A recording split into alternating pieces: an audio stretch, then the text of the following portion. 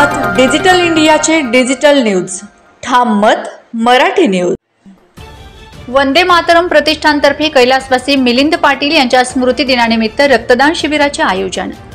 धुळे शहरातील देवपूर भागातील इंदिरा गार्डन जवळ असलेल्या वंदे मातरम प्रतिष्ठानतर्फे कैलासवासी मिलिंद पाटील यांच्या स्मृती दिनानिमित्त दिनांक 28 मे रोजी सकाळी 9 ते दुपारी 3 या वेळेत प्रमोदनगर सेक्टर नंबर 2 मारुती मंदिरासमोर असलेल्या डॉक्टर रघुनाथ पाटील यांच्या आशीर्वाद क्लिनिकमध्ये रक्तदान शिबिराचे आयोजन करण्यात आले होते।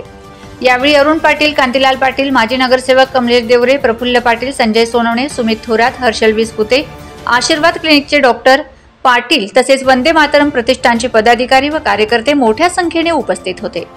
ठाम मत मराठी न्यूज साठी सोपान देसले, धुळे।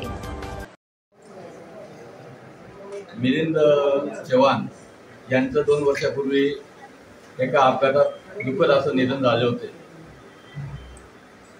त्या निधनानंतर त्यांच्या कुटुंबाने दरवर्षी त्यांच्या स्मृती दिवसाच्या दिवशी काहीतरी कार्यक्रम ठेवावा असं त्यांनी ठरवलं।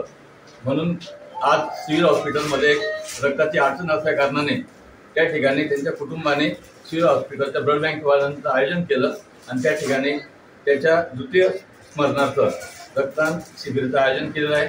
आणि असेच कार्यक्रम करत असले तर त्या रक्तामुळे त्या सिव्हिल हॉस्पिटलमध्ये काही रुग्णांचे प्राण वाचू शकतात अशी त्यांची भावना होती।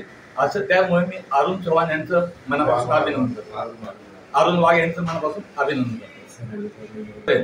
आमच्या प्रभाग क्रमांक 5 मध्ये ते नेहमी सामाजिक कामासाठी त्यांचा दवाखाना उपलब्ध करून देतात, त्यामुळे त्यांचं पण मनापासून मी आभार मानतो। धन्यवाद। जय महाराष्ट्र।